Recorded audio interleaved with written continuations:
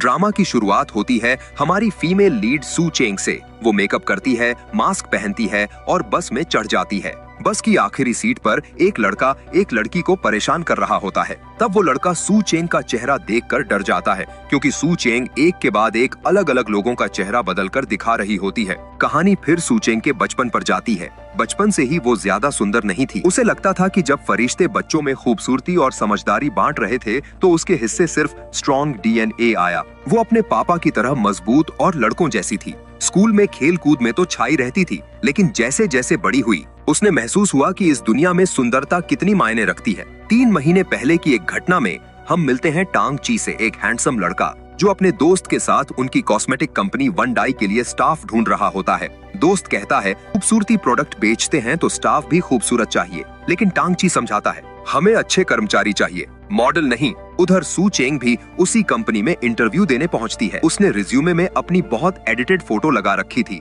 जबकि असली रूप बिल्कुल अलग था। इंटरव्यूअर उसे बिना बात किए रिजेक्ट कर देता है। गुस्से में वो मेज पर रखे सेब को हाथों से तोड़ देती है और कहती है पहले अपने मुंह की बदबू ठीक करो। इंटरव्यूअर सन्न रह जाता है। बाहर पार्क में उसकी मुलाकात एक लड़के से होती है। वो बात करती रहती है और बताती है कि उसे स्कूल में किसी पर क्रश था। उसका स्कूल क्रश। वो वहाँ से चुपचाप चला जाता है, बस अपनी किताब और मेकअप सैंपल वहीं छोड़कर। सू चेंग घर लौटती है। पापा उसे बहुत प्यार करते हैं, लेकिन माँ हमेशा उसकी शादी और भविष्य को लेकर चिंतित रहती है। उसकी बहन एक डिवोर्स लॉयर उसने समझाती है कि दूसरों को सजाने की बजाय खुद को भी संवारना सीखो। इधर टांग ची लैब में काम कर रहा होता है। उसे एक अजीब सी आंखों की समस्या थी। चश्मा हटाते ही सब कुछ बहुत चमकीला और रंगीन दिखता। फिर आती है हाई स्कूल रियूनियन नाइट। सू चेंग अपने दोस्त की रिक्वेस्ट पर पहुंचती है। वहां टांग ची को देखकर हैरान रह जाती है। वो पहले से कहीं ज्यादा हैंडसम दिख रहा था। एक लड़की उसे पहचानती है और सबके सामने उसकी नौकरी के बारे में पूछती है। सू चेंग झूठ बोल देती है कि वो वन डाई में मार्केटिंग करती है। तभी उसी कंपनी का इंटरव्यूअर आ जाता है और झूठ खुल जाता है। वो शर्मिंदा होकर भीड़ से दूर चली जाती है। सब लोग उससे बियर की बोतलें खुलवाने लगते हैं, क्योंकि वो हाथ से ही बोतल खोल देती है।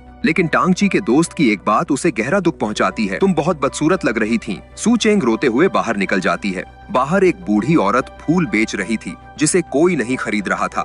सू चेंग सारे फूल खरीद लेती है और उसे कुछ ज्यादा पैसे भी दे देती है। बूढ़ी औरत उसे एक चमकने वाला कड़ा गिफ्ट करती है। सू चेंग उसे पहन लेती है। तभी मेट्रो की लाइट्स 1 सेकंड के लिए बंद होती हैं और उस कड़े से रोशनी निकलती है।